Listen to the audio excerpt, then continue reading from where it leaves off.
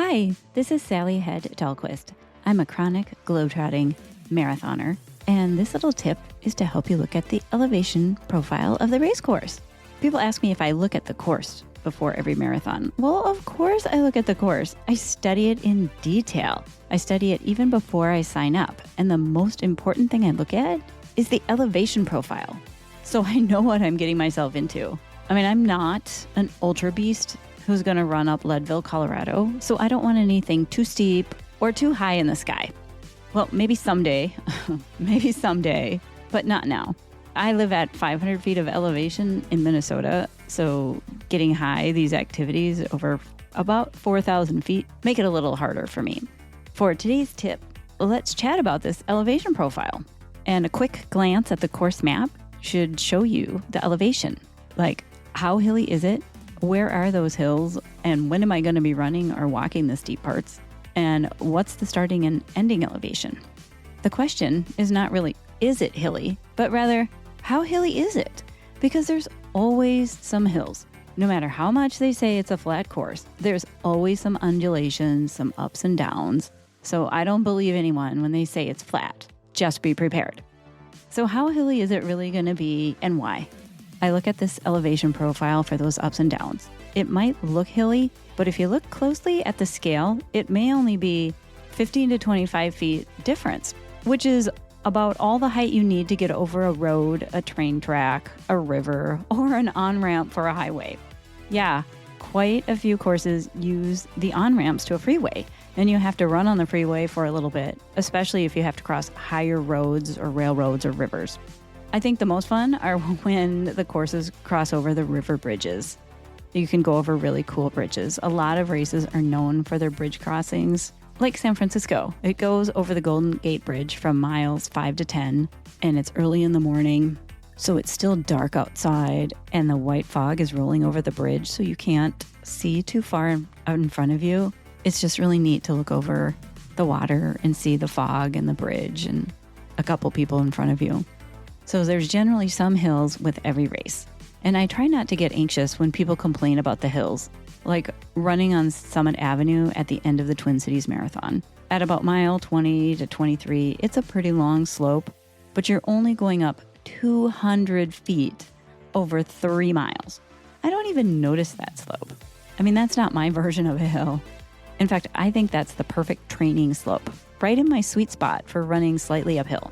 So some hills are definitely worth complaining about, but I try to stay positive. That's my opportunity to walk, and I try to walk fast.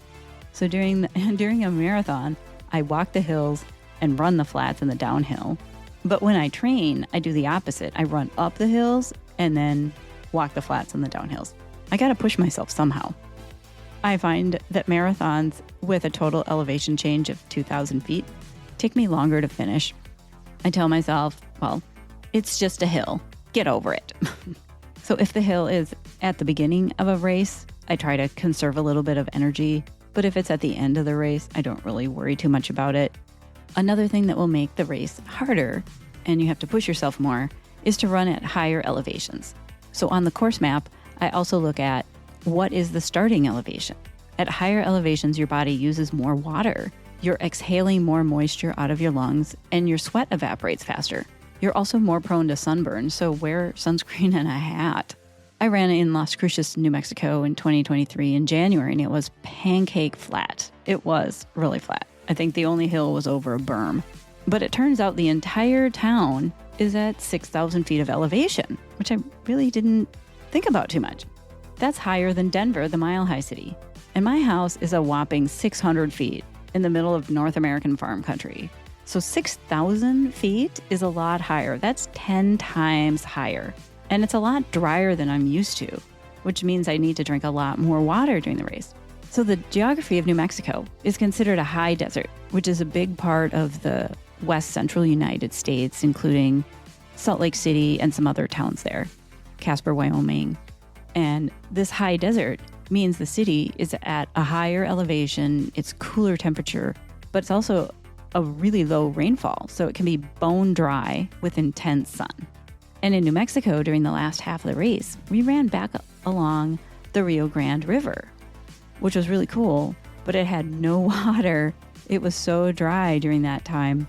And there were horseback riders on it, and the horses were kicking up dust everywhere, snorting and huffing with creaking saddles as they happily pranced along the riverbed. They were really noisy, hoofs pounding the dirt.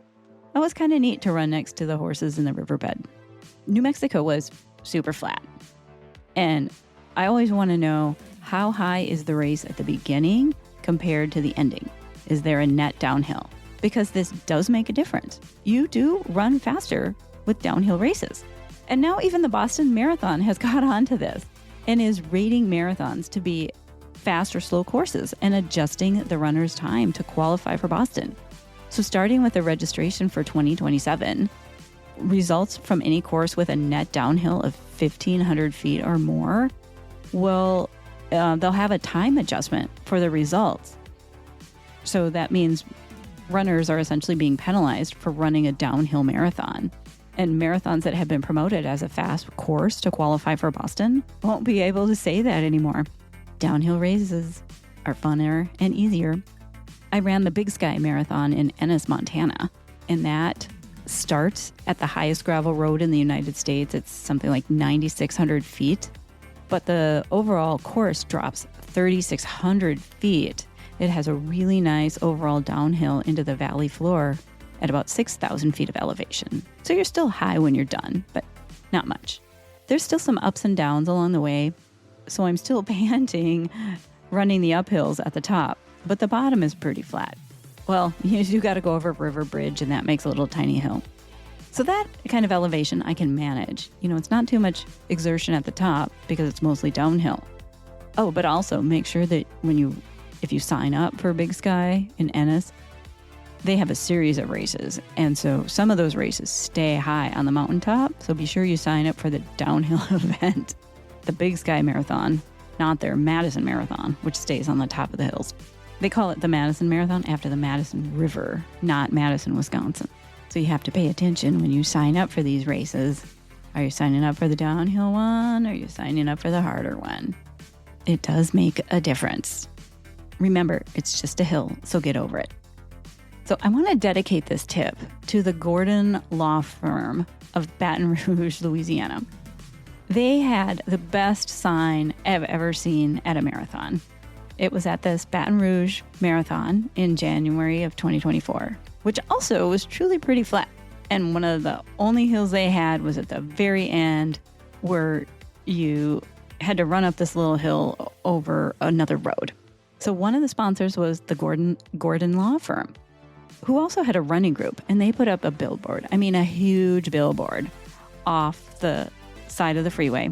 So when you ran up this little hill, which is just actually a road going over another road, nothing remarkable, until you read the sign.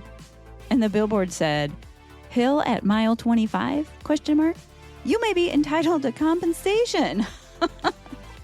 So funny. I even took a picture of it. I mean, who said lawyers don't have a sense of humor? It was really memorable. Now, I got a question for you. How do you handle hills? What was your most challenging hill adventures? So thanks for listening to this little tip. I hope some advice in here helps you and that we can learn from other people's comments. And remember to support and donate to my charity, any charity for medical research. I'm Sally Hed Dahlquist, host of the podcast Unstoppable Stories That Move. Keep moving forward.